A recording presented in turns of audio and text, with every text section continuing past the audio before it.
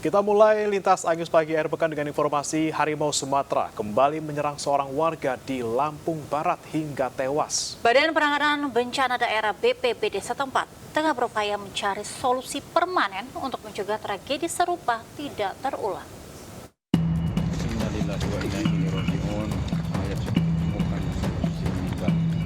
Serangan harimau Sumatera kembali terjadi di Desa Sukamarga, Kecamatan Suwoh, Lampung Barat, Lampung. Seorang pria yang sedang pulang dari kebunnya menjadi korban keganasan satwa liar tersebut. Atas kejadian ini, Satgas Gabungan dari Pemkab Lambar beserta TNI Polri kembali diaktifkan. Sejumlah langkah-langkah mitigasi seperti pemasangan kamera trap, kandang jebak, sosialisasi dan pembatasan aktivitas warga pun kembali dilakukan. Pihak BPBD berencana menerapkan skema zonasi yang bisa membatasi kegiatan warga di wilayah teritori harimau, terutama 4 desa yang berbatasan langsung dengan TNBBS.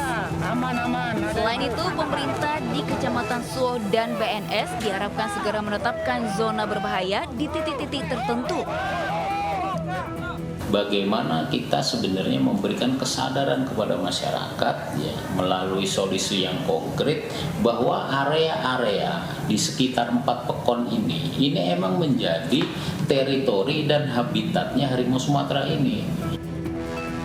Pihak BPBD juga berharap pemerintah provinsi dan pusat bisa ikut campur tangan untuk memberi solusi permanen untuk masalah yang terjadi.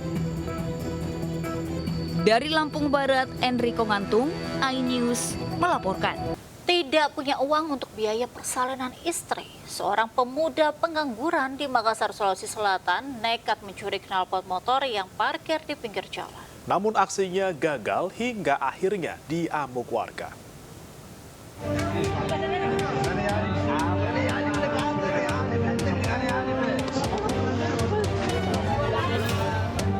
Inilah video amatir saat seorang pencuri knalpot sepeda motor diamuk warga di Jalan Raya Bunga Jaya, Bontoala, Kota Makassar, Sulawesi Selatan. Pelaku yang hanya bisa pasrah ini sebelumnya tertangkap tangan saat beraksi dan gagal kabur. Pelaku yang babak belur kemudian dievakuasi polisi yang berpatroli lalu dibawa ke Polsek Bontoala. Saat diperiksa, pelaku mengaku beraksi seorang diri dengan membawa kunci letter T. Pemuda pengangguran ini mengaku butuh uang untuk persalinan istrinya yang kini hamil besar. Butuh uang untuk kebutuhan apa? Memang istri tak hamil berapa bulan? Masuk 9 bulan. Sampai nekat maksudnya untuk persalinan seperti itu. Korban mendengar ada suara ribut-ribut di luar. Nah, setelah korban keluar ini, dari pihak korban keluar, dia melihat sudah pelaku sudah diamankan dan knalpot motornya sudah terlepas dari motor. Berdasarkan keterangan pelaku ini dari rumah sudah membawa alat-alat atau kunci untuk membuka knalpot motor. Atas perbuatannya, pelaku kini mendekam di sel tahanan Polsek Bontoala dan terancam tidak bisa mendampingi istrinya melahirkan. Ia dijerat pasal pencurian dengan ancaman hukuman 5 tahun penjara. Dari Makassar, Sulawesi Selatan, Syahrul Adiaksa, iNews melaporkan. Seorang pelaku curanmor di Tangerang Selatan, Banten menjadi bulan-bulanan warga setelah aksinya terpergok. Warga yang geram pun sempat menelanjangi pelaku karena kesal sering terjadi aksi pencurian kendaraan di lingkungan mereka.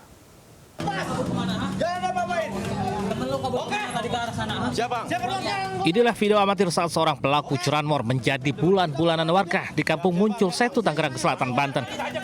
Warga yang geram sempat menelanjangi pelaku lantaran kesal sering terjadinya aksi pencurian kendaraan di lingkungan mereka. Pelaku ditangkap usai aksinya terpergok keluarga korban yang pada saat itu hendak menunaikan ibadah sholat. Dari tangan pelaku, warga mendapati kunci letter T dan magnet pengait serta motor korban yang belum sempat dibawa kabur. Dalam aksinya, pelaku berjumlah 2 orang, 1 berhasil ditangkap sementara 1 rekan pelaku melarikan diri. Pelaku langsung digelandang ke Polsek Cisauk guna proses hukum lebih lanjut. Nah, ini ketahuannya sama jamaah yang sekiranya mau sholat berjamaah terlambat gitunya. Karena dia mengenali itu adalah motor, dicurigai lah tidak dikenal gitunya. Sudah lagi untak-atik motor begini, diteriakin lah gitu. Akhirnya dikejar sama mas dari belakang, disambut lah sama warga di sini di depan. Yang tadi sempat sampaikan teman saya, jadi rekan si pelaku ini sudah standby di sini, sempat mau naik dan terjatuh. Modus yang dilakukan oleh pelaku dengan menggunakan kunci letter T. Saat ini pelaku masih kami lakukan pemeriksaan untuk proses lebih lanjut. Guna mempertanggungjawabkan perbuatannya, pelaku dijerat dengan pasal 363 tentang pencurian dengan ancaman hukuman 7 tahun penjara. Dari Tangerang Selatan, Banten, Nunung Purnomo, iNews melaporkan. Pemirsa, polisi menggerebek rumah kontrakan pencuri motor di Lampung Selatan, Lampung. Modus pelaku berpura-pura berkunjung ke rumah korban dan mengambil kunci kotak, kemudian lari ataupun kabur melarikan diri. Petugas Undit Ranmor Satreskrim Polresta Bandar Lampung menggerebek rumah kontrakan di Desa Fajar Baru, Kecamatan Jati Agung, Lampung Selatan. Petugas mendapati seorang pemuda pelaku pencurian motor tengah bersama teman wanitanya bersembunyi di kamar mandi. Saat digeledah, petugas mendapati bungkus hitam berisi paket kecil sabu berikut alat isap. Polisi menduga pelaku bersama teman wanitanya hendak mengkonsumsi sabu. Pelaku digelandang ke Mapolres Bandar Lampung guna pemeriksaan lebih lanjut. Di hadapan petugas, pelaku yang merupakan residivis kasus narkoba mengakui telah mencuri motor milik ojol. Modusnya pelaku hunting berkeliling, selanjutnya melihat sebuah rumah di dalam sebuah gang dan yang bersangkutan masuk ke dalam rumah, selanjutnya mencongkel pintu dengan cara mencongkel pintu dan masuk mengambil kontak motor yang kebetulan tersangkut di jaket. Polisi menyita barang bukti motor milik korban yang belum sempat dijual, serta paket kecil sabu beserta alat isap. Sementara teman wanita pelaku diperiksa sebagai saksi terkait kepemilikan sabu. Selanjutnya pelaku dikenai pasal pencurian dengan ancaman 7 tahun kurungan penjara. Dari Bandar Lampung, Ruslan AS, iNews melaporkan. Aksi pencurian ban serep truk yang terjadi di ruas tol Jalan Tol Cipali, Kabupaten Majalengka viral di media sosial. Kini salah satu pelaku yang berhasil diamankan harus mendekam di ruang tahanan Polsek Gempol, Cirebon, Jumat siang. Izin komandan dilaporkan dari kilometer 156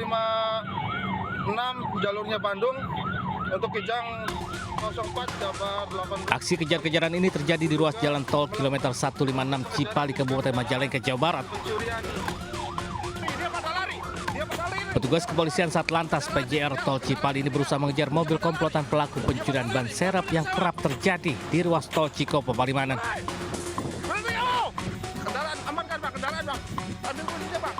Pelaku yang mengendari mobil minibus ini berupaya kabur dari pengejaran petugas dengan melarikan diri keluar area jalan tol.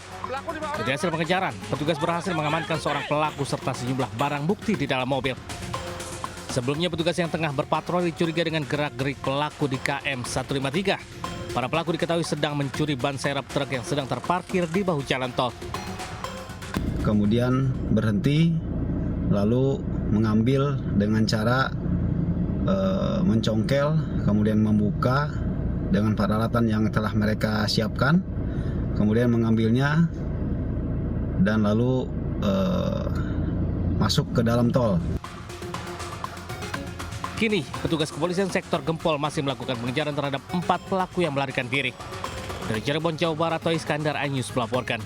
Pemirsa, beredar video sekumpulan warga beramai-ramai mendatangi serta membakar semua perabotan rumah milik salah seorang warga desa. Hal ini mereka lakukan lantaran resah dengan pemilik rumah tersebut yang diyakini kerap melakukan aksi pencurian di lingkungan sekitar.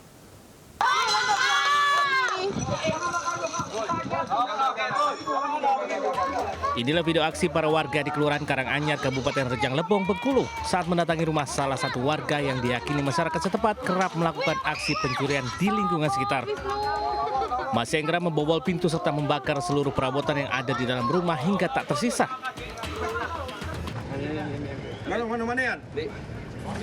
Ambian. Punya kau? Apa itu? Sabu, Bang. Sabu? Pakai berapa? 100, Bang. Kau yang beli? Iya. Meski lolos dari amukan warga, namun pelaku berhasil diamankan polisi tak lama usai kejadian. Polisi mendapati pelaku menyimpan sabu yang disembunyikan di sebuah pot di salah satu rumah warga. Para korban yang juga tetangga pelaku mengaku resah. Diketahui pelaku beraksi berulang kali dan hasil uang kejahatan digunakan untuk membeli sabu. Kini pelaku diperiksa intensif oleh petugas guna proses hukum lebih lanjut. Aku baik ini, bayi barang aku baik, banyak motor baik, segi tabung, kami situ pun tabung sering. Sering dicuri tabung gitu ya? Tabung bukannya kami baik minyak, jadi pokoknya aku baik dicuri. Motor itu kemarin jambinya juga. Ada sering. Iya sering kan jadi meresahkan masyarakat sih kok. Meresahkan masyarakat. Nah itu. Selanjutnya pelaku diperiksa intensif oleh petugas guna proses hukum lebih lanjut. Dari Rejang Lebong, Bengkulu, Widodo Waluyo, iNews melaporkan. Pemirsa, speedboat atau kapal cepat yang ditumpangi calon gubernur Maluku Utara nomor urut 4, Benny Laos, meledak di Kepulauan Taliabu. 6 orang tewas dalam insiden tersebut, termasuk Cagup Maluku Utara, Benny Laos. Ya Allah. Ketua P3 di dalam. Calon Gubernur Maluku Utara Benny Laos dinyatakan meninggal dunia di Rumah Sakit Bobong akibat insiden kecelakaan terbakarnya speedboat Bela 72 di Pelabuhan Bobong, Kabupaten Pulau Taliabu, Maluku Utara. Usai sempat mendapatkan penanganan medis. Speedboat Bela 72 milik salah satu paslon calon Gubernur Maluku Utara Benny Laos terbakar saat berlabuh di Pelabuhan Regional Bobong Sabtu. Sebelumnya sempat terjadi ledakan di speedboat Bela 72 yang memicu kebakaran di seluruh bodi speedboat. Para penumpang pun melompat dari kapal yang terbakar berupaya menyelamatkan diri.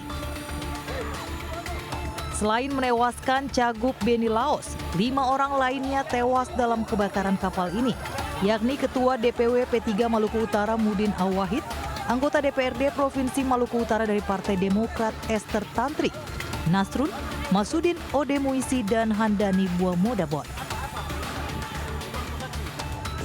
Kapal cepat ini diperkirakan mengangkut 72 orang, terdiri dari pasangan calon gubernur dan wakil gubernur Maluku Utara Benny Laos Sabrin Sehe dan sejumlah tim sukses dari partai pendukung. Dari Maluku Utara, tim liputan melaporkan. Pemirsa, diduga akibat korsleting listrik pada bagian mesin, sebuah bus jurusan Malang, Jakarta pada Sabtu sore terbakar hebat di jalur Poros Pantura, Lamongan. Tidak ada korban jiwa dalam kejadian ini, seluruh penumpang berhasil dievakuasi sebelum api semakin membesar.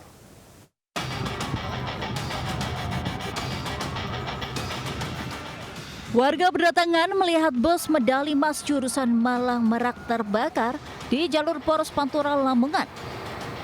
Tepatnya di Desa Sukuanyar, Kecamatan Turi, Sabtu sore. Petugas damkar yang datang ke lokasi langsung berjibaku memadamkan api yang terus berkobar.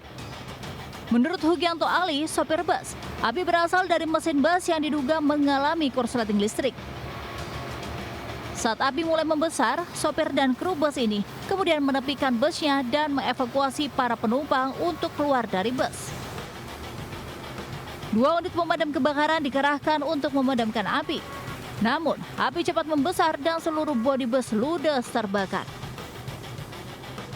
Dari akhir Lamongan ini sampai sini, nggak tahu ada konslet mesin belakang, kan api udah nyala.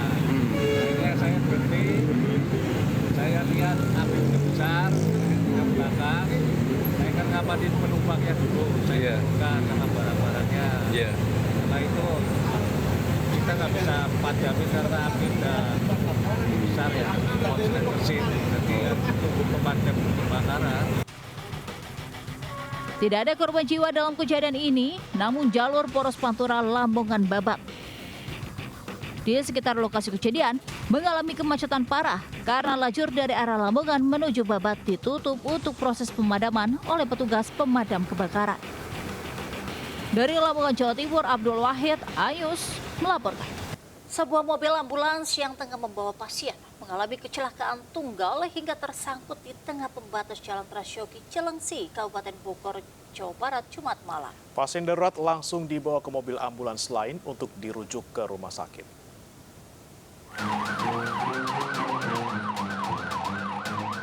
Pasien ini terpaksa harus dievakuasi dipindahkan ke mobil ambulans bantuan lainnya lantaran mobil ambulans yang sebelumnya mengalami kecelakaan tunggal di Jalan Raya Transyogi, Kecamatan Cilengsi, Kabupaten Bogor, Jawa Barat, Jumat malam. Peristiwa bermula saat mobil ambulans yang membawa pasien tersebut melaju dari arah Cilengsi ke arah Cibubur. Namun saat berada di tikungan Jambrong yang menurun, seketika ban mobil ambulans bagian depan sebelah kanan mengalami pecah ban. Ambulans yang melaju kencang pun langsung hilang kendali dan menabrak pembatas hingga tersangkut. Pasien ambulans langsung dievakuasi ke mobil bantuan ambulans lain dan dilarikan ke Rumah Sakit Citra Arafik, Kelapa II, Depok. Sementara tim unit Gakum Satlantas Polres Bogor langsung mengevakuasi ambulans yang tersangkut. Bekasi ke Depok. Bekasi ke Depok. Dari Bekasi daerah sana. Abang nama siapa, Bang? Fikri. Fikri, tapi nggak apa-apa Fikri ya? Nggak ada Aman ya? Aman. Untuk pasien tadi lagi bawa pasien atau gimana, Bang? Pasien CT scan. Oh, CT scan. Tapi pasien sekarang dibawa kemana sekarang? Dibawa ke Depok. Beruntung tidak ada korban jiwa dalam insiden ini. Pasien ambulans pun telah dalam penanganan rumah sakit. Dari Kabupaten Bogor, Jawa Barat, Cahyat Supriyatna, Ainus melaporkan.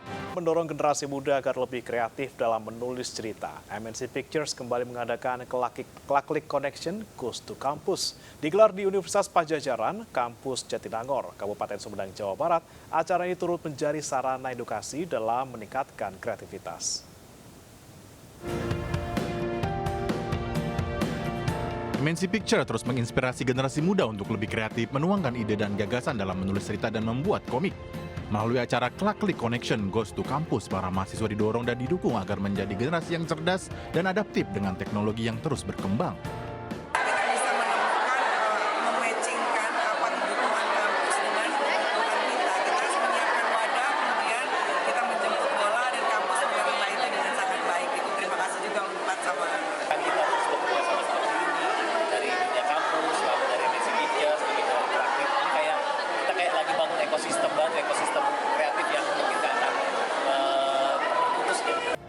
Bersama Foskin, ajang di Unpad Jatinangor, Kabupaten Sumedang ini juga memberikan pengalaman berharga mengenai cara pembuatan film dan sinetron serta konten.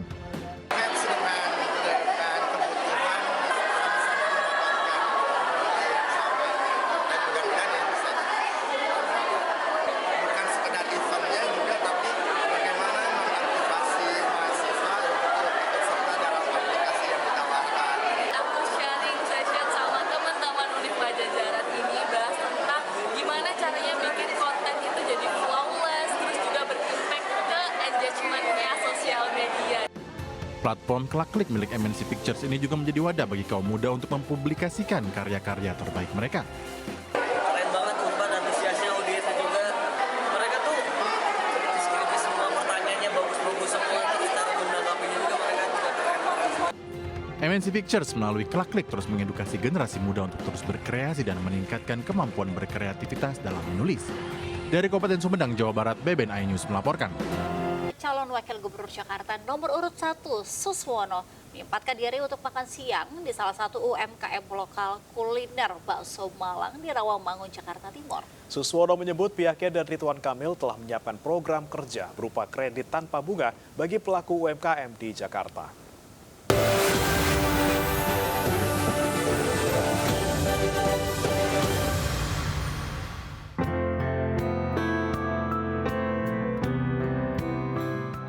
Cawagup Jakarta nomor urut 1 Suswono mengunjungi salah satu UMKM kuliner lokal yang menjual bakso Malang di kawasan Rawamangun, Jakarta Timur, Sabtu siang.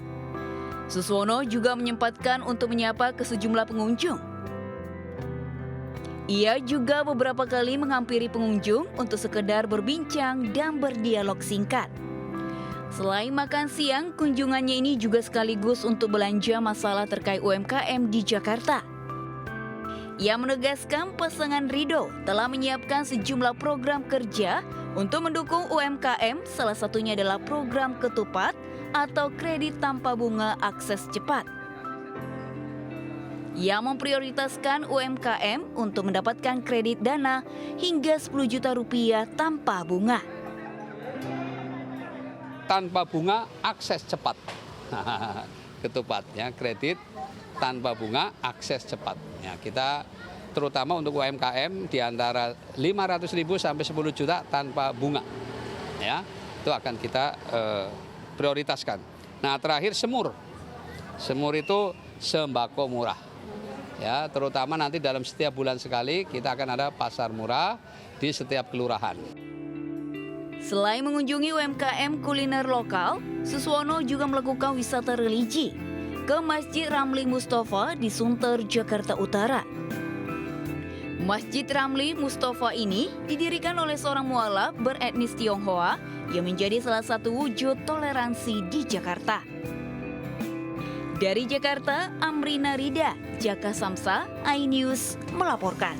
Pasangan calon gubernur dan wakil gubernur Jakarta Pramono Anung dan Rano Karno melanjutkan kampanye mereka dengan menyapa 3.000 relawan dan simpatisan mereka di Indoor Velodrome Jakarta Timur. Di hadapan pendukungnya, Rano menyampaikan jika pasangan nomor urut 3 ini yakin menang dalam satu putaran.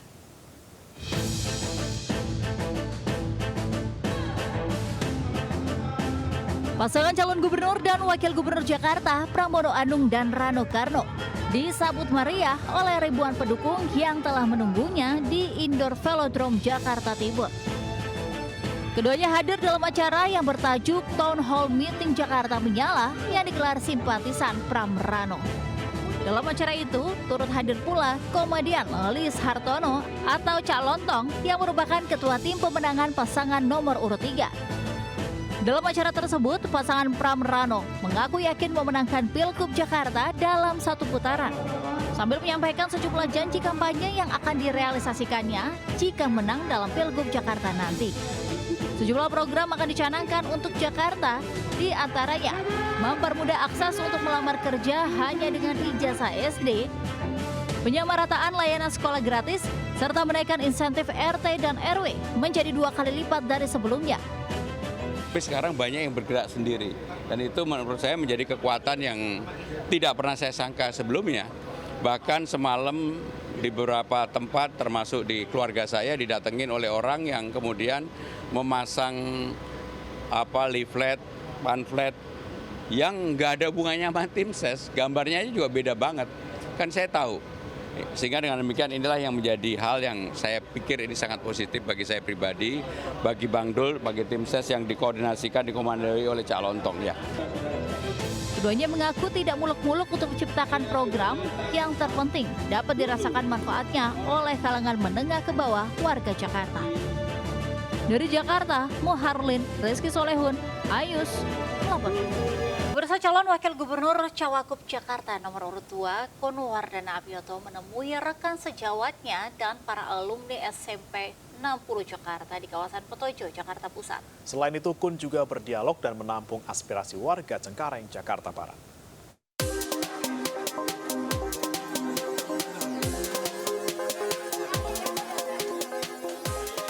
Kunwardana Abioto berkampanye dengan menemui rekan sejawat dan para alumni SMP 60 Jakarta di kawasan Petojo, Jakarta Pusat. Dalam kesempatan ini, Kunwardana menyampaikan visi misi dan program unggulannya bersama pasangannya Dharma Pongrekun. Selain itu, Kunwardana menyerap berbagai aspirasi yang disampaikan rekan-rekan alumni. Kunwardana menyebutkan pendidikan merupakan salah satu pilar meningkatkan sumber daya manusia. Di masa digital ini, dirinya bersama pasangannya Dharma Pongrekun akan menyediakan internet gratis bagi warga untuk mensejahterakan warga dan mengurangi kesenjangan sosial. Ya, tadi kita sudah berinteraksi. Saya juga sudah menyampaikan program unggulan kami ya mengenai internet gratis untuk para warga, di mana hal ini tentunya bisa meningkatkan kesejahteraan bagi mereka.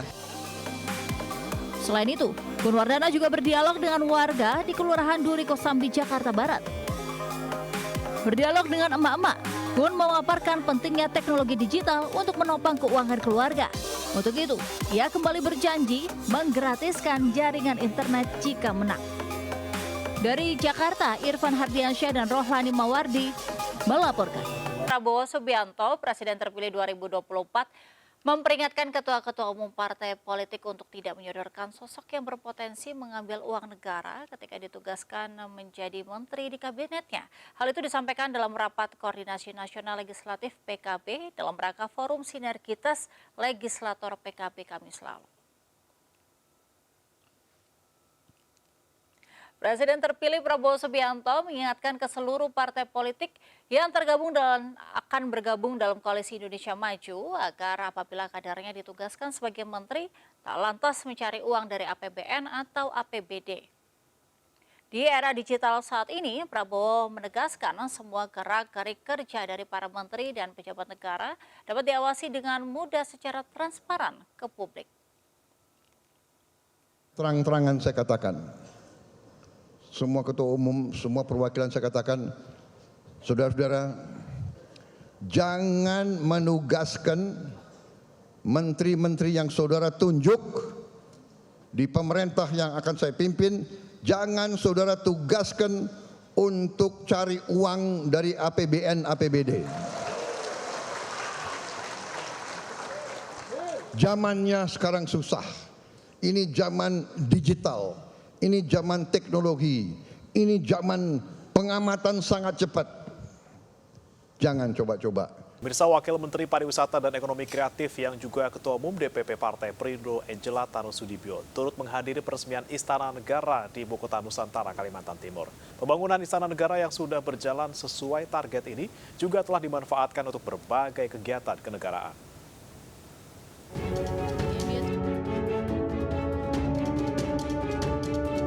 Presiden Joko Widodo meresmikan Istana Negara di Ibu Kota Nusantara, Kalimantan Timur. Peresmian ditandai dengan penekanan tombol sirine dan penandatanganan prasasti di hadapan sejumlah Menteri Kabinet Indonesia Maju dan tamu undangan yang hadir, di antaranya Wamen-Parekraf Angela Tanusudibio yang juga Ketua Umum DPP Partai Perindo.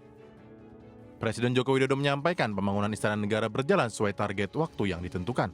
Kita telah meresmikan Istana Negara di Ibu Kota Nusantara dan kita juga tidak ingin tergesa-gesa, semuanya yang paling penting berjalan sesuai dengan target waktu yang telah ditentukan.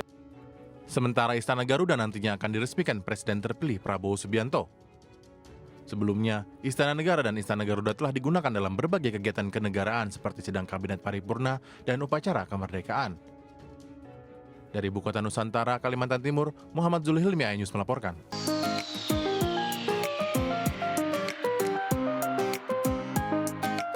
Bersisik mirip buaya, tapi ukurannya lebih kecil. Inilah kadal buaya atau Cayman lizard. Hewan semi akuatik dengan postur eksotis ini mulai banyak diburu para penggemar reptil. Reptil yang berasal dari Amerika Selatan ini dibanderol dengan harga selangit. Sepasang indukan kadal buaya bisa dijual dengan harga 80 juta rupiah, sedangkan untuk anakan dibanderol 10 hingga 15 juta rupiah. Perawatan hewan ini relatif sangat mudah. Kadal Cayman makan 2 hingga 3 kali sehari. Makanan aslinya keong. Bisa juga diberikan potongan kecil ikan. Kandang cukup berisi air dan tambahan ornamen seperti batu atau kayu kering untuk bertengger atau berjemur. Postur tubuhnya, kalau kita tutupin kepalanya ya udah pasti mirip banget sama buaya gitu loh.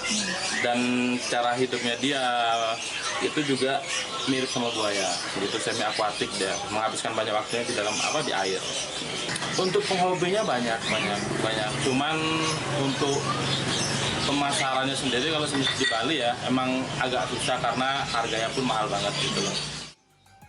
Untuk pemasaran reptil ini tidak hanya dijual kepada sejumlah pehobi di tanah air, namun juga dikirim hingga ke luar negeri seperti Thailand dan Filipina. Dari Denpasar, Bali, Indira Ari, iNews melaporkan. Nah, berikutnya pemirsa, bermain jet ski itu pastinya seru dan mengasyikkan karena dapat memacu adrenalin siapapun yang menjajalnya. Ya, bagaimana ada nih di situ Pondok Jagung, Alam Sutra, Tangerang Selatan, kita bisa menjumpai jet ski listrik pertama Indonesia yang ramah lingkungan, bebas emisi karbon, karya seorang inovator otomotif tanah air.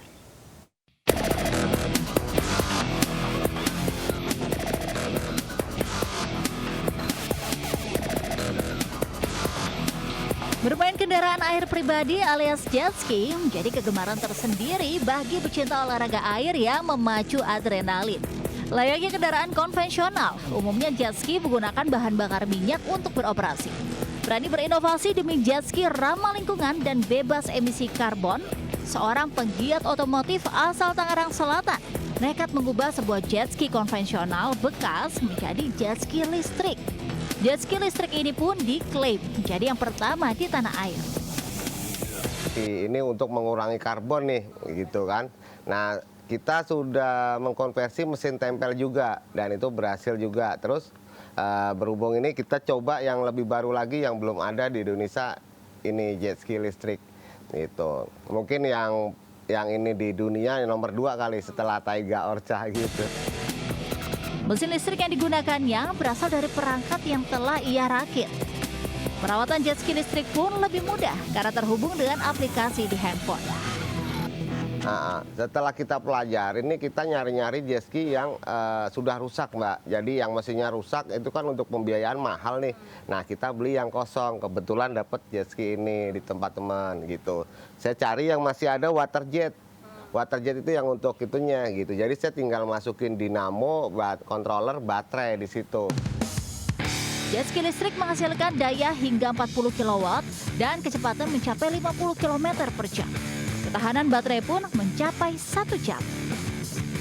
Nah, pemirsa, ini adalah jet ski elektrik pertama di Indonesia yang sangat unik dan juga sangat menarik karena ini merupakan hasil karya dari Bang Divo yang merupakan pegiat otomotif listrik yang ada di Indonesia. Dan ini secara fisik memang tidak ada perubahan dengan jet ski konvensional, tapi kalau dari penjelasan Bang Divo jauh lebih hemat dan juga ramah lingkungan. Setiap sore, jet ski listrik dibawa ke situ Pondok Jagung Alam Sutra, Tangerang Selatan agar dijajal untuk rekreasi dan olahraga. Sensasi tersendiri pun dirasakan saat mencoba jet ski bebas polusi ini. Gampang sih, gampang, mudah. Iya. Nah, kalau dari Mas Dimas sendiri sering naik jet ski yang konvensional, bedanya apa sih yang paling dirasakan?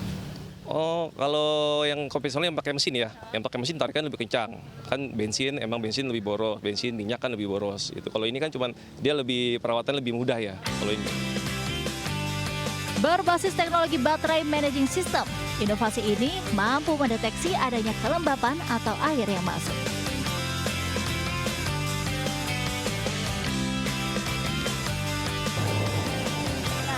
Pemirsa, ternyata cukup mudah bagi orang pemula untuk bisa naik jet ski listrik ini. Padahal saya juga baru pertama kali, tapi gampang banget, tinggal gas langsung jalan. Dan yang pasti jet ski listrik ini bisa menjadi salah satu inovasi baru di bidang otomotif. Dari Tangerang, saya Amrin Narida dengan juru kamera Raga Firdaus, Ajus melaporkan. Saya mau nyoba lagi. Pemirsa, lomba maraton berskala internasional atau Jakarta Running Fest diikuti 10.000 peserta, baik masyarakat lokal maupun mancanegara di Istora Senayan, Gelora Bung Karno. Sejumlah ruas jalan di Jakarta pun ditutup mulai dari pukul 5 hingga 8 pagi.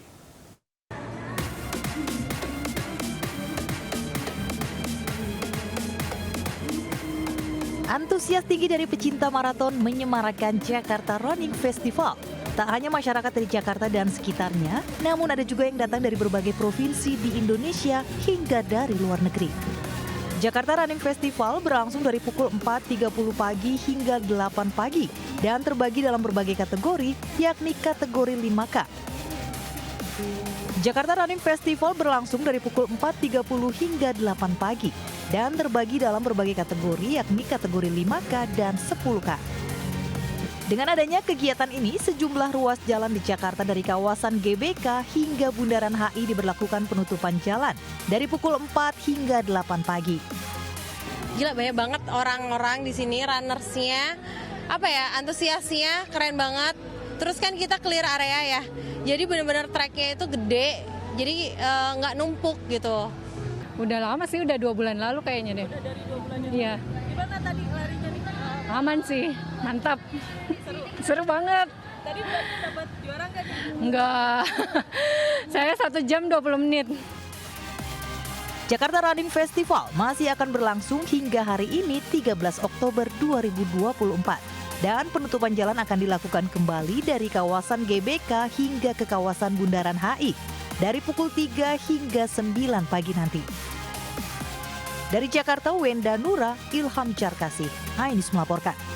Olahraga kita makan ya, Angel ya, biar nggak lapar ya. Kita ngomongin ini nih, kue lumpia. Salah satu makanan yang memang identik disantap saat tengah menonton pertandingan sepak bola di Stadion Tambak Sari, Surabaya. Ya, di Kota Pahlawan ini bagaimana ada sebuah kampung yang sebagian besar warganya memproduksi lumpia untuk dipasarkan ke berbagai daerah. Namanya Kampung Lumpia. Lokasinya ada di Jalan Ngaglik, Gang Kuburan, Surabaya. Seperti apa ya proses pembuatan kue lumpia? Berikut liputannya.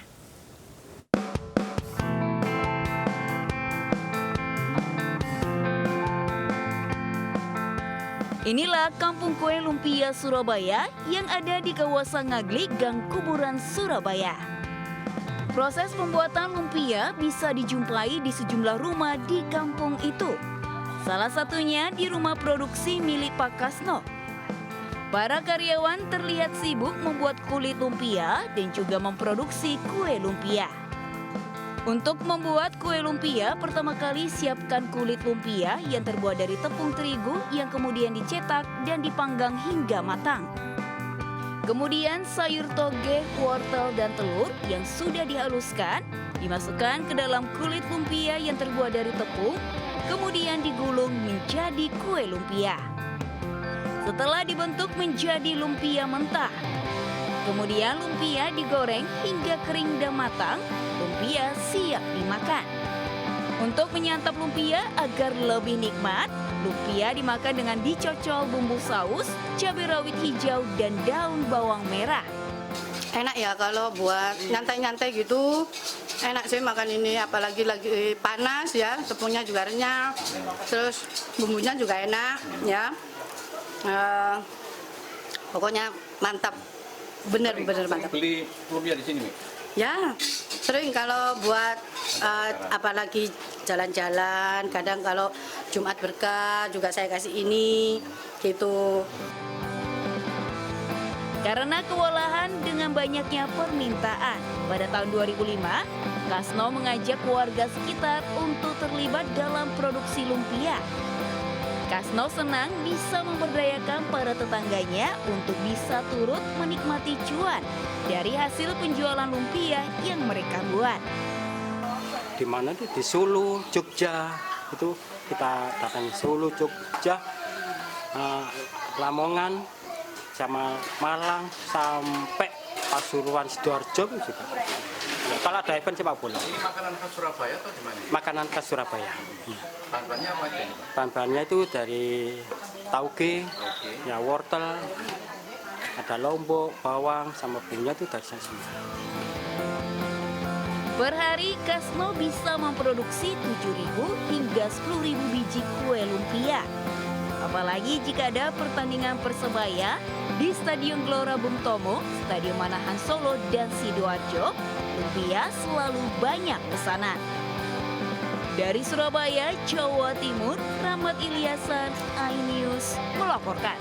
Pemirsa, gelaran Indonesia International Culture Festival 2024 pecahkan rekor muri pertunjukan tari tradisional kategori penari tortor Indonesia dan mancanegara terbanyak dengan peserta hampir 6.000 peserta. Ya, festival ini diharapkan menjadi magnet bagi wisatawan mancanegara agar Indonesia semakin terkenal di kancah dunia.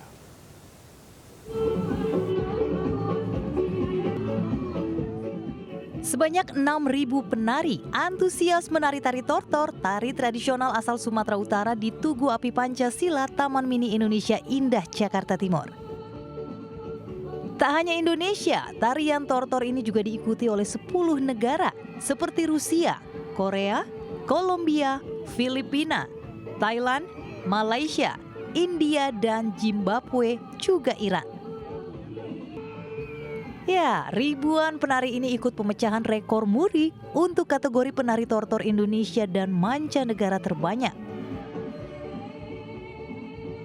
Traditional dance from Indonesia is beautiful. I love like how you move the hands, like really you dance with every part of your body. Inspirational for me because it's not just about the movement, it's about as well the deep connection with the audience that you can have. Wow, luar biasa. Sampai kami pun panitia susah membendung ramainya peserta. Hampir 6.000 peserta. Tahun ini kami mau mengangkat tortor dengan perolehan rekor muri. Karena tarian tortor adalah tarian yang merakyat, yang luar biasa, yang perlu kita promosikan ke mancanegara.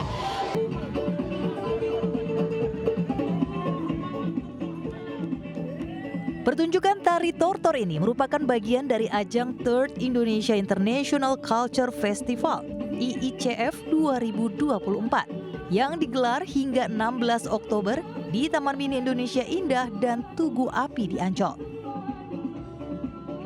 Bertema Through the Culture We Become One, IICF 2024 diharapkan tak hanya perayaan kebudayaan, namun sebagai momentum untuk memperkuat citra Indonesia sebagai negara kaya akan budaya yang menjunjung tinggi keberagaman dan persatuan. Dari Jakarta, Aulina Iyasa, Eri Nugraha, iNews melaporkan.